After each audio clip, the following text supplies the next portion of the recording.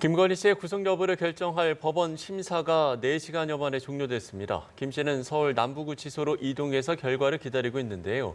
이르면 오늘 밤 구속 여부가 결정될 것으로 보입니다. 네, 정치권도 법원의 판단을 예의주시하고 있는데요. 민주당은 즉각 구속을 촉구한 반면 국민의힘은 공식 입장을 내진 않았습니다. 관련 내용 이동학 전 더불어민주당 최고위원, 정광재 국민의힘 대변인 두 분과 함께 자세히 이야기 나눠보겠습니다. 두 분 어서 오십시오. 네, 안녕하세요. 예. 자, 김건희 씨가 남부구치소에서 이 영장 심사 결과를 기다리고 있습니다. 일단 영장에 적시된 혐의를 모두 부인한 것으로 알려졌고 무엇보다 최후 진술에서 윤석열 전 대통령과의 결혼 전에 개인사까지 드러난 것이 속상하다 이런 입장까지 밝혔는데요. 이 같은 언급 좀 어떻게 들으셨습니까? 네, 우선 지금 도이치모터스 주가 조작의 경우는 굉장히 심각하게 지금 십수년간 진행되었던 사건이고요. 또 두 번째로는 공천 개입, 이거 여론조사를 불법으로 하고 나중에 공천으로 이것을 담례를 한 거 아니냐 이런 의혹이 있는 것이고 세 번째로는 건진법사 등 이렇게 통일교 등등 통해 가지고 뇌물을 받은 거 아니냐 이제 이런 여러 가지 의혹들이 있는 겁니다. 그런데 지금 보시면 결혼 전 개인사까지 이거는 도이치모터스 주가 조작 1차 참여할 때 얘기를 하는 것 같은데요. 문제는 1차와 2차에 김건희 여사가 다 참여를 합니다. 근데 문제는 그 뒤에 그 잘못을 캐내는 과정에서 윤석열 전 대통령이 검사 시절에 이것을 다 무마해줬던 그런 정황들이 지금 다 드러나고 있는 상황이기 때문에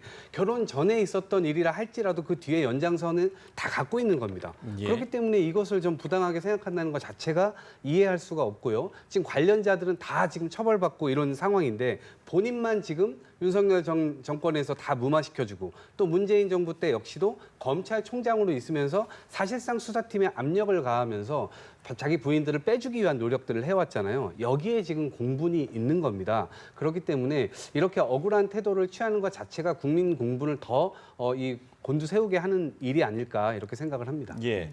결혼 전일까지 수사를 했다, 잘 살펴달라 이런 최후 진술을 했는데요. 법원에 어떤 영향을 미치겠습니까?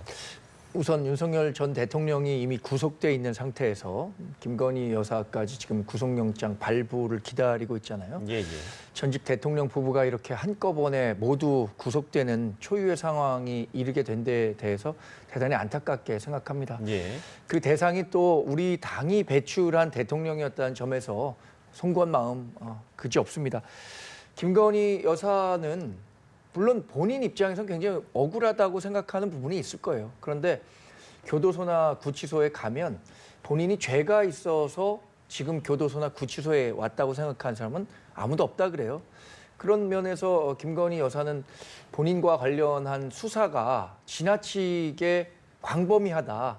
그리고 본인이 윤석열 전 대통령을 만나기 전에 있었던 일과 관련해서도 지금 잣대로 사법적인 잣대로 재판하려고 하는 것이 억울하다는 생각을 가질 수 있겠지만 그게 국민 법 감정하고는 뭐 완전히 같다고는 할 수는 없을 것 같습니다. 예. 왜냐하면 우리가 그 조국혁신당 대표와 관련한 수사를 할 때도 그때 당시에 그 진보 진영에 있었던 사람들이 뭐라고 했습니까? 정치 검찰이 없는 죄를 만들어서 구속시키고 있다 이렇게 얘기했는데 우리는 죄가 있다면 당연히 그 죄값을 치러야 한다고 얘기했던 거 아니겠어요? 지금 사면과 관련해서도 대단히 비판적인 의견을 얘기하고 있는 것도 같은 맥락이라고 보는데 김건희 여사 본인은 억울하다고 생각할 부분이 있겠지만 국민이 갖고 있는 지금의 의구심, 특히 이런 그 특검 수사 과정에서 드러난 김건희 여사의 거짓말 논란이라든가 이런 부분들이 계속 쌓이면서 김건희 여사가 생각하는 부분과 관련해서 동조하는 여론은 많지 않을 것 같습니다. 예. 네. 지금 이제 김건희 씨에 대한 영장 발부 여부, 지금 이제 10시 6분을 좀 지나고 있으니까 오늘 밤 아니면 이제 새벽에 나올 것으로 전망이 되고 있는데 만약에 이제 영장이 발부된다면 뭐 말씀을 해주셨습니다만 전직 대통령 부부가 동시에 구속되는 첫 사례가 되는 겁니다. 이 부분에 대해서도 하실 말씀 있으실 것 같은데요. 그렇죠. 이제 교과서가 쓰인다면 그리고 그 교과서가 500년 뒤까지 간다면 아마 지금의 상황을 초유의 상황으로 기록을 할 겁니다. 그리고 저는 지금도 의문이 드는 것이 왜 집권을 했는가? 5천만 국민의 삶을 책임지겠다고 정의, 공정, 상식 이거 내세워서 집권했던 거 아닙니까? 국민들이 그 신뢰를 가지고 표를 찍어줬습니다. 예. 그런데 집권을 해서 이분들이 했던 일들이 첫 번째, 일단 본인이 저질렀던 수많은 잘못들을 무마시키는 데 공권력을 활용했습니다.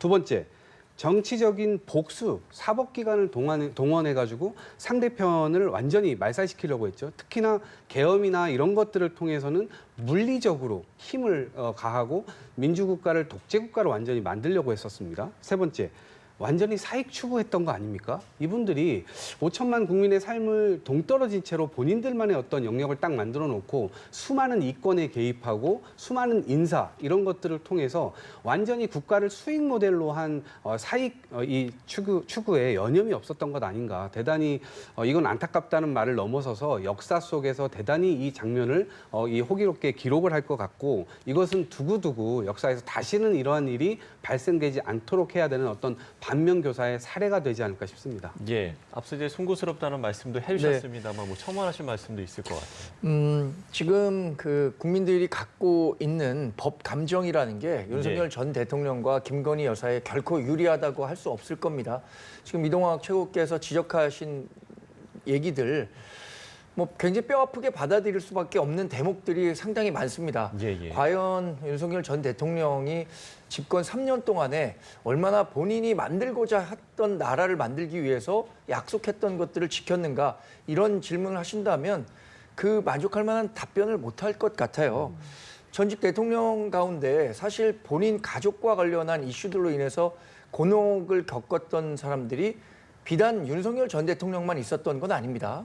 김영삼 전 대통령은 당시 소통령이라고 불렸던 김현철 아들 구속이 됐었고요. 김대중 대통령은 아들 3명이 다 구속이 됐습니다. 노무현 전 대통령 퇴임 이후에도 굉장히 어려움을 겪었지만 집권 시기에는 형과 관련한 이슈들 굉장히 어려웠는데 그때마다 최고 권력자들은 가족과 관련한 문제에 있어서 어떤 식으로든 국민들이 설득할 수 있는 답을 내놓기 위해 노력했습니다. 그런데 윤석열 전 대통령이 그러지 못했다는 측면에서 결국에는 불명예스러운 탄핵이 있었고 그에 따른 파면이 이루어진 거잖아요. 집권 당시에 김건희 여사와 관련한 여러 이슈들이 있었을 때 조금 더 엄정하게 대응하려고 했다면 어땠을까. 당시 저도 집권 여당의 대변인으로서 그런 문제 의식을 많이 갖고 있었습니다만 그게 관철되진 않았었던 거죠. 그런 부분에 대한 그 회환과 반성이 더 많이 드는 시점입니다. 네. 자, 특검은 오늘 심사에서 반클리프 아펠 목걸이 진품과 가품을 나란히 제시했습니다. 이봉관 서희건설 회장이 6천만 원 상당의 이 목걸이를 구입해서 김건희 씨에게 전달해달라는 취지의 자수서도 제출했는데 사실 이게 영장에 포함된 직접 혐의는 아닙니다만 이게 좀 재판부 판단에 좀 영향을 줄 수 있겠습니까? 대단히 큰 영향을 줄 수 있겠죠. 왜냐하면 증거인멸 이런 것들은 거짓말로부터 시작되는 거 아니겠습니까? 그런데 영장 전담 판사가 마지막에 김건희 여사에게 했던 질문이 그래서 목걸이 받았습니까? 안 받았습니까? 이거였다고 합니다. 네. 그런데 안 받았는데요. 이렇게 얘기를 했어요. 이미 자수서가 제출되어 있고 판사는 그 상황들을 속속들이 다 보고 있는 상황에서 대놓고 거짓말을 한 거예요. 이것은 마치 이 삼촌이 5살짜리 조카와 숨바꼭질을 하는 듯한 느낌이잖아요. 삼촌은 조카가 어디 있는지 다 알지만 재미를 위해서 찾지 않아요. 근데 그 조카는 자신이 확실하게 숨었다고 생각을 하죠. 지금 대국민 앞에서 지금 김건희 여사가 5살 조카의 모습으로 지금 보이는 대목이기도 한데요. 저는 좀 안타깝다고 생각을 합니다. 그리고 이 서희건설 측에서는 사실상 이 대통령 선거 직후에 바로 이 목걸이를 구매를 했고 그리고 그 직후에 이 총리 비서실장의 서희건설 맞사위 검사 출신 맞사위가 비서실장에 앉히게 되죠. 그래서 특검에서 의심하고 있는 것은 이거 뭔가 뇌물을 주고 자리를 얻은 거 아니야? 라는 이제 의혹이 있는 것이고 여기서 한 단계 더 나간다면 국무총리의 비서실장이라고 하는 자리 자체는 대한민국 이 모든 상황을 다 볼 수 있는 그런 자리입니다. 그리고 거기에서 수많은 인허가건이나 아마 여러 기관들을 다 산하에 두고 있기 때문에 거기에 서희건설과 관련된 인허가건이든 아니면 어떤 여러 가지 요청 사항이 있었다면 그것을 이루어졌는지 안 이루어졌는지 혹은 서희건설뿐만 아니라 수많은 곳에서의 어떤 민원이 발생했을 거 아니겠습니까? 근데 그런 부분에서 바로 그 서희건설 회장의 맞사위가 어떤 역할을 했는지 이런 것들도 이제 들여다볼 수밖에 없는 상황이 됐고요. 서희건설 압수수색을 통해서 결국 다 이런 것들이 나온 만큼 저는 김건희 여사가 지금이라도 좀 진실되게 나오기만을 좀 바랄 뿐입니다. 알겠습니다. 서희건설의 자수서 좀 어떤 판단이 이루어질까요? 글쎄, 저도 이 내용을 듣고 깜짝 놀랐어요. 서희건설 측에서 본인이 구매를 했었고 나토 순방에 앞서서 줬고 다시 그것을 문제가 되니까 2020년 9월에 돌려받았다라는 네. 자수서를 제출한 사실을 알고 있음에도 불구하고 본인은 받지 않았다라고 얘기한 것이 과연 이번 구속 영장을 심사하는 과정에서 본인에게 유리하게 작용하지 않을 것 같은데도 결과적으로는 부인했단 말이에요. 예. 그것은 뭐 그동안에 했었던 답변을 갑자기 바꾸는 것에 대한 두려움도 있었겠지만 어쨌든 뭐 자신의 답변과는 상관없이 구속영장이 발부될 것이다. 그러니까 그동안 했었던 주장을 그대로 유지하는 것이 본인에겐 더 유리할 것이다라는 판단을 하지 않았나 싶습니다. 근데 이 반클리프 목걸이 관련해서는요. 당시에 대통령실에서도 김건희 여사가 해당 행사에 그것을 착용하면 문제가 될 수도 있으니까 착용하지 않는 것이 좋겠다라는 의견을 드렸다고 하잖아요. 그런데 김건희 여사가 당시에 자신이 알아서 하겠다라고 해서 착용한 것으로 알려졌는데 그 명품을 그 자리에서 꼭 착용했었어야 했는가 두고두고 굉장히 아쉬운 대목입니다. 명품이라는 것이 그 자체로서 명품의 의미가 있지만 예. 그것을 하고 있는 사람이 명품인 인격을 갖고 있어야지 명품을 찬다고 그 사람이 명품이 되는 건 아니잖아요. 당시에는 김건희 여사 같은 경우에는 대통령의 부인이라는 아주 최고의 위치에 있었음에도 불구하고 그걸 왜 꼭 했었어야 하는가라는 후회 뭐 이런 것들을 지금 아마 구속영장 발부를 기다리면서도 하고 있지 않을까 싶습니다. 여러 예. 논란들이 하여튼 여기서부터 불각된 측면이 있죠. 네. 이번 영장 심사와 관련해서 민주당은 즉각 구속을 촉구한 반면에 국민의힘은 공식 입장을 내지는 않았습니다. 이런 정치권의 반응들은 어떻게 보셨는지요? 그러니까 이제라도 법치주의라고 하는 것이 만인에게 평등하게 적용되어야 된다라고 하는 그 원칙, 그것을 국민들 앞에 보여줘야 되는 것이고 예. 윤석열 전 대통령이나 김건희 여사나 지금까지 수많은 수사들을 무마하기 위한 노력들을 지금 국민들이 다 보고 있습니다. 도대체 어떻게 저런 분이 검사를 했고 또 검찰총장을 했고 그 물론 임명을 했었던 건 또 문재인 전 정부에서 또 일어났었던 일이지만 그런 것도 저희들은 당연히 반성적으로 성찰해야 된다고 보지만 어떻게 저런 분이 공직 생활을 수십 년간 하면서 수많은 사람들의 죄를 단죄하겠다고 저렇게 살아왔을까? 그럼 지금까지 해왔던 수사는 정말 제대로 해왔을까? 이런 의문도 지금 드는 대목이거든요. 김건희 여사 역시 마찬가지입니다. 결혼 전부터 시작됐던 수많은 범행들이 남편에 의해서 다 무마가 되고 그리고 지금 김건희 여사 건과 관련된 것들은 예를 들면 관저 공사 비리도 있었죠. 그 감사원이 그것들을 다 무마시켜줬죠. 그리고 명품백 받은 거 권익위에서 무마시켜줬죠. 수많은 이 국가기관들이 윤석열 정부 3년 내내 신뢰를 붕괴하는 그런 모습들을 다 보여줘 왔단 말이에요. 그렇기 때문에 그 책임이나 이런 것들을 이제 지는 것은 너무나 당연한 일인데 국가기관들의 적어도 법치주의가 바로 선다는 것. 윤석열, 김건희 앞에 법치가 멈추는 것이 아니라 그대로 전진한다는 것. 이런 것들을 보여주기 위해서라도 당연히 구속 수사를 해야 된다라고 보는 것이고요. 이것은 법의 단죄를 정확하게 역사 속에 남기는 것으로도 후대에 다시는 이러한 공직자들이 나오지 않고 예. 이러한 대통령이 나오지 않는 그런 본을 좀 바로 세울 필요가 있다. 이렇게 생각합니다. 예. 국민의힘은 공식 입장을 내지는 않았습니다만 이른바 찬탄 또 반탄 이 당대표 후보들의 입장차는 뚜렷한 것 같더라고요. 윤석열 전 대통령이 지난 5월에 탈당했습니다. 사실상 뭐 출당에 버금가는 조치로 탈당을 했는데 네. 그럼에도 불구하고 우리 당 후보였고 우리 당이 배출한 대통령이었다는 점은 부인할 수 없는 사실이죠. 그래서 이 윤석열 전 대통령과 김건희 여사와 관련한 수사, 특검 수사에 관련해서는 굉장히 조심스러울 수밖에 없습니다. 왜냐하면 지금 윤석열 전 대통령과 김건희 여사가 특검을 대하는 태도, 이런 그 전반적인 분위기는 국민 여론과는 부합하지 않는 측면이 강하거든요. 근데 그것을 일방적으로 우리가 윤석열 전 대통령이 잘못했다, 김건희 여사가 잘못했다 이렇게 얘기하기도 좀 곤란하고요. 그렇다고 편을 들 수도 없는 상황이니까 그 특검이 정해진 절차에 따라서 수사를 통해서 이분들에 대한 사법적 단계가 지금 진행되고 있는 거잖아요. 여기서 시시비비를 가리면 될 일이라고 생각하고요. 그 전당대회를 앞두고 이것과 관련해서 입장을 좀 달리하는 두 후보군이 있습니다. 말씀하신 것처럼 탄핵에 찬성했던 후보군들이 있고 탄핵에 반대했었던 후보군들이 있는데 탄핵에 반대했던 후보군들로서는 다소 온정적인 메시지를 낼 수밖에 없는 거고요. 예. 탄핵에 찬성했던 후보들로서는 윤석열 전 대통령에 대한 단죄가 이루어져야 한다라는 목소리를 좀 강경하게 내고 있는 상황입니다.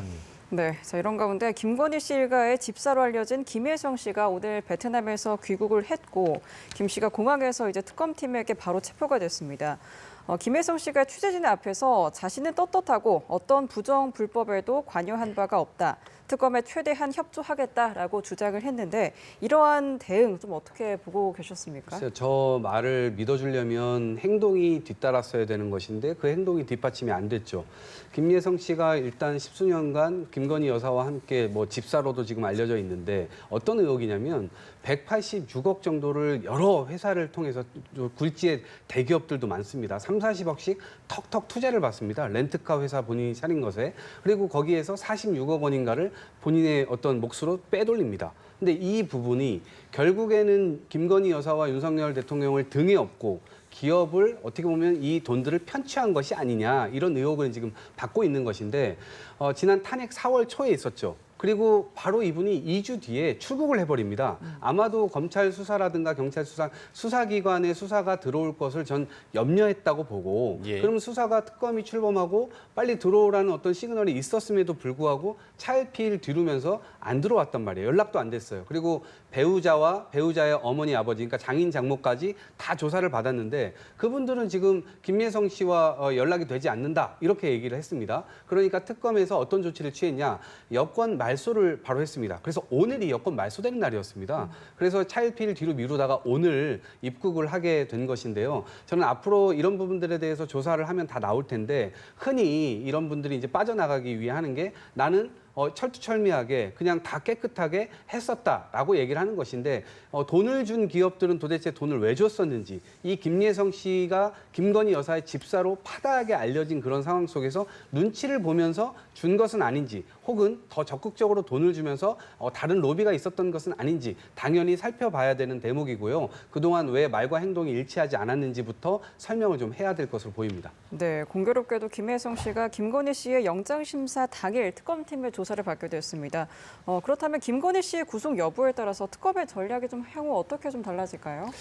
일단 그 김혜성 씨의 입국을 보면서 저는 권력의 무상함 또 권력의 무서움 이런 것들을 새삼 느낄 수 있었습니다.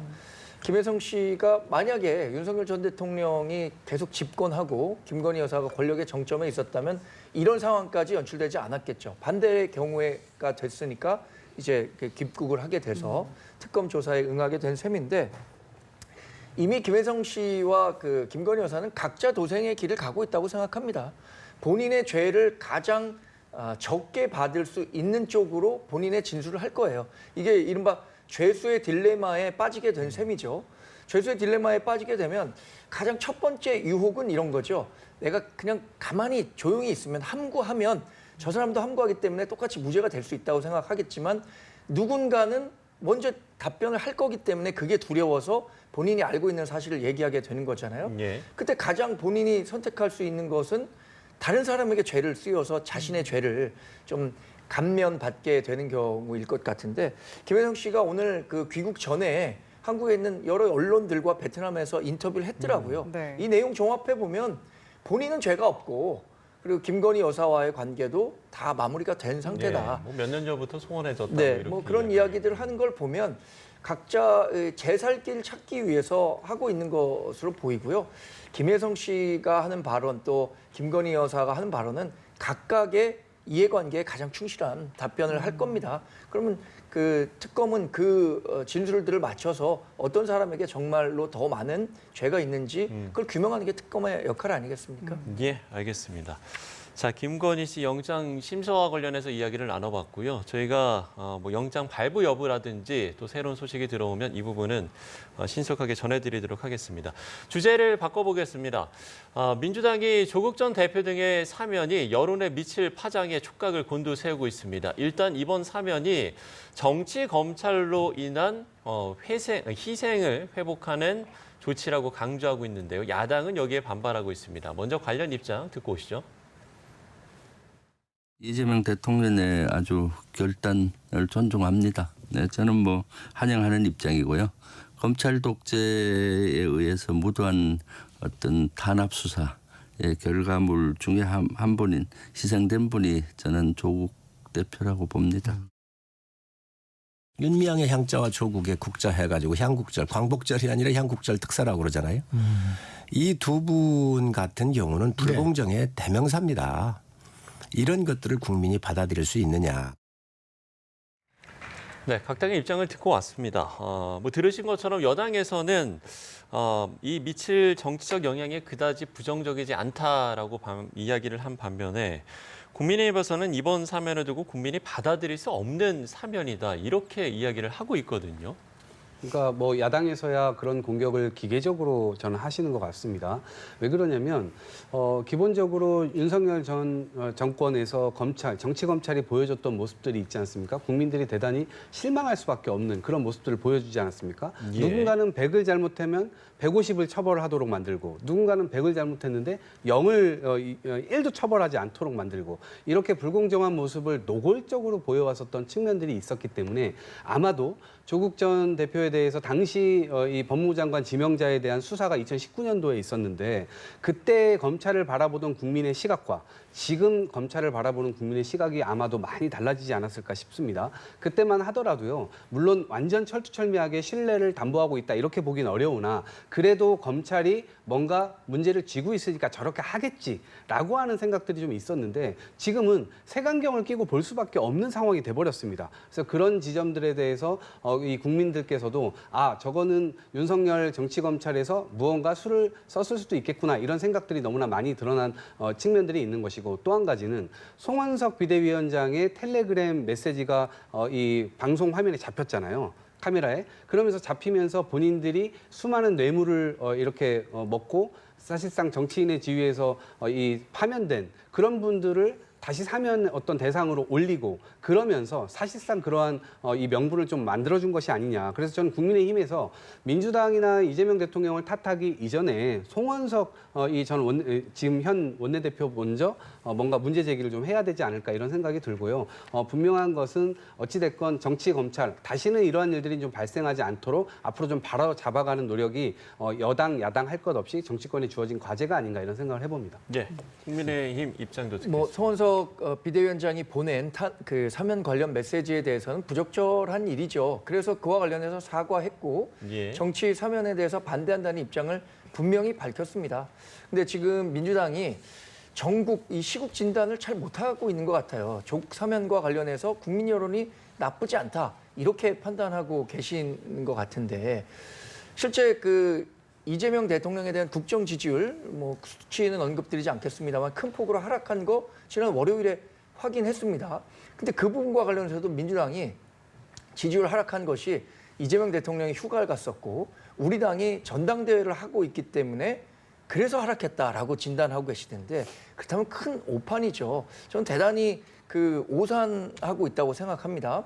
지금 그 이재명 대통령에 대한 국정 지지율이 크게 하락한 이유 중에 가장 큰 원인은 조국 전 대표와 윤미향 전 의원에 대한 사면 논란일 겁니다.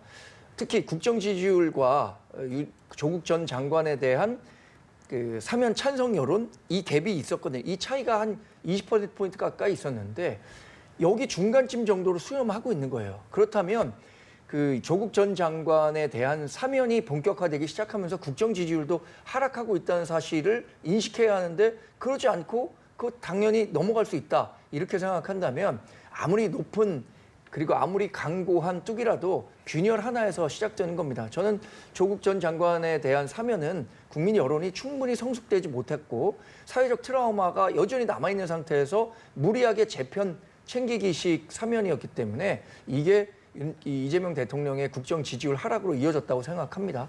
부적절한 일이죠. 국민의힘과 개혁신당이 정치인 특별사면에 항의하는 차원이라고 설명을 하면서 광복절에 열리는 국민 임명식에 불참하기로 했습니다. 이재명 대통령 취임식 성격의 행사인데요. 이에 대한 정치권의 좀 파장 어떻게 보세요? 뭐 2달이나 됐을까요? 대통령께서 국회에서 취임 선서 날 여야 대표단과 함께 오찬을 또 하지 않았습니까? 그리고 그 이후에도 이 별도로 또 만나가지고 또 이 식사 정치를 또 하기도 하고요. 그 이후에 정무수석인 우상호 정무수석이 이 각 당을 찾아다니면서 예방도 하고 다 인사를 나눴습니다. 그 뜻은 뭐냐면 결국에는 우리가 싸울 때 싸우더라도 국민들을 위해서라면 지금까지 잃었던 정치, 이 정치를 복원해보자라고 하는 뜻이 있는 겁니다. 그리고 정치인의 사명이 국민 위에 군림하는 것이 아니라 국민들 아래에서 머슴처럼 일을 한, 그래서 이번에도 사실은 국민이 대통령을 임명한다라고 하는 컨셉으로 국민 위에 전혀 올라서지 않겠다라고 하는 의지를 보여주는 거 아니겠습니까? 그러면 저는 대통령이라든가 아니면 여당의 어떤 행태 이런 것들보다도 국민들을 보고 이런 자리에 같이 와야 된다고 봅니다. 그것은 국민을 위해 화답하는 자리입니다.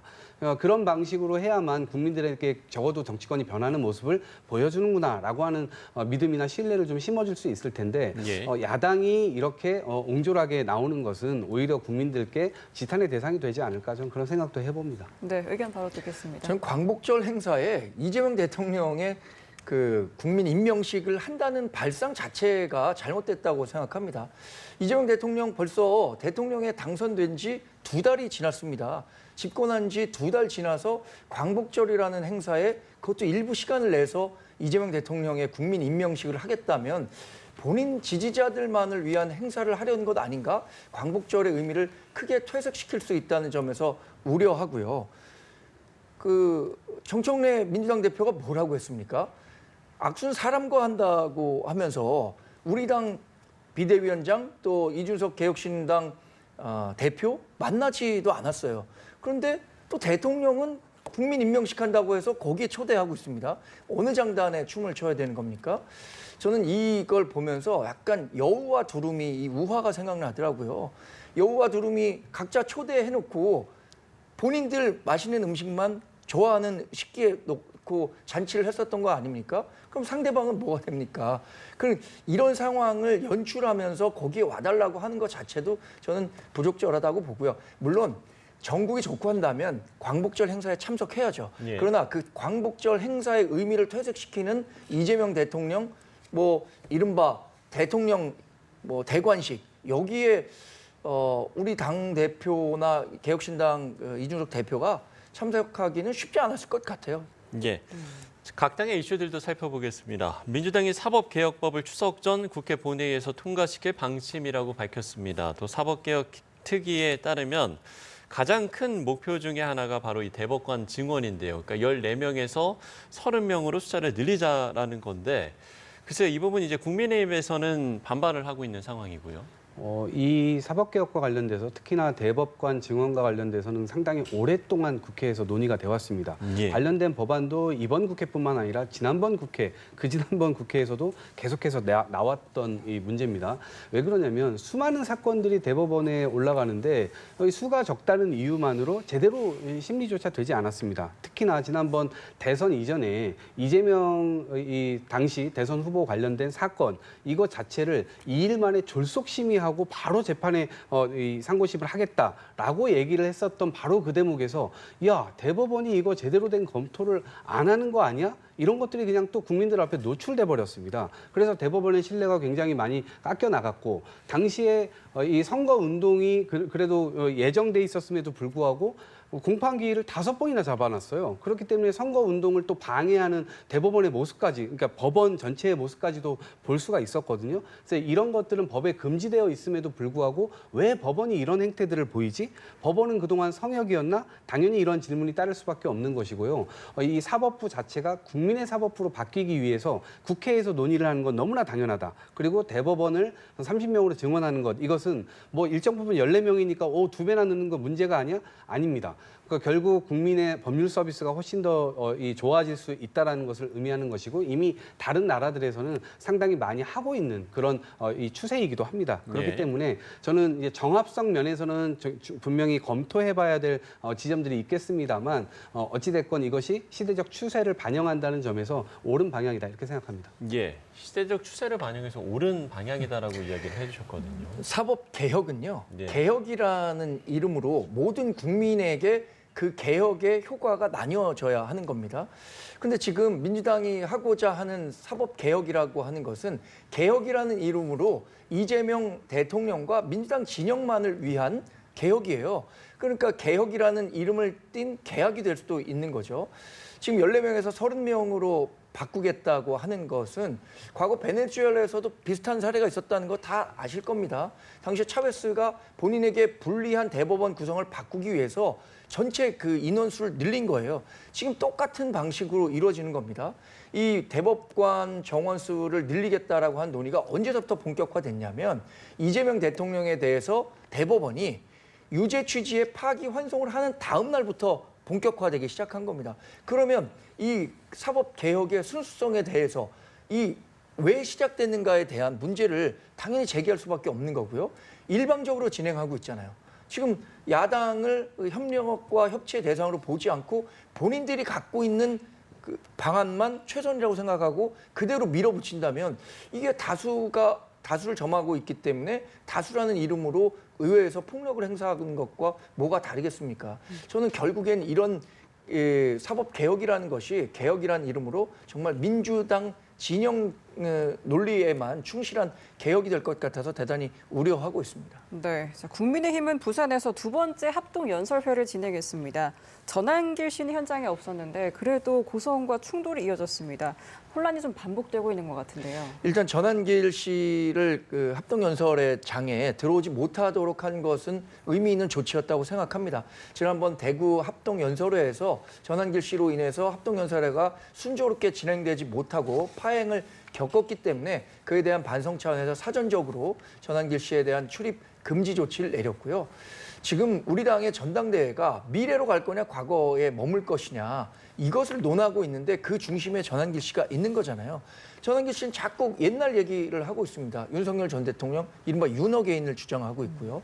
부정선거 음모론 얘기하고 있는데 이거 극복하지 못하면 우리 당이 지금 어떻게 앞으로 지방선거든 총선이든 대선에서 중도 진영의 표를 받을 수 있겠습니까? 저는 굉장히 중요한 문제이기 때문에 시간 오래 끌 거 없이 그 전한길 씨에 대한 징계 논의가 진행 중이잖아요. 네. 14일에 예정돼 있는데 여기서 납득할 만한 수준의 징계가 있을 것으로 기대하고 예상하고 있습니다. 네, 국민의힘의 전당대회 분위기를 어떻게 평가하고 계신지요? 전한길 씨가 정말 문제라고 생각한다면 최고위 차원에서 즉각 출당 조치를 할 수 있습니다. 그런데 그거를 안 하고 다른 기구로 자꾸 넘겨서 심사한다 하면서 차일피일 뒤로 미루고 있는 거거든요. 거기에 저는 실제로 정리할 마음이 없다라고 생각하고요.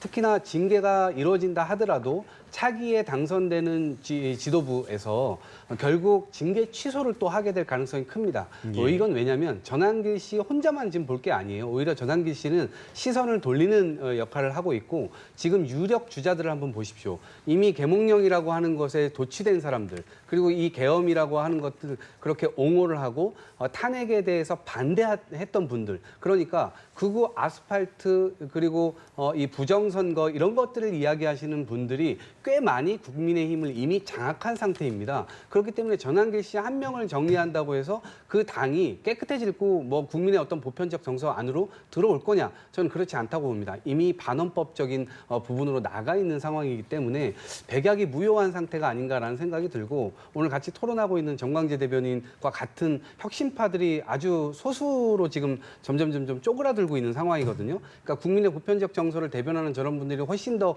커져야 되는데 지금 그 과제를 그대로 노출하고 있는 상태에서 아마도 희망을 갖기는 굉장히 어려운 상태로 진행되고 있는 것 아닌가 생각합니다. 예, 알겠습니다. 자, 각 당의 상황까지 짚어봤습니다. 이동학 전 더불어민주당 최고위원, 정광재 국민의힘 대변인 두 분과 이야기 나눠봤습니다. 좋은 말씀 고맙습니다. 고맙습니다. 그렇습니다.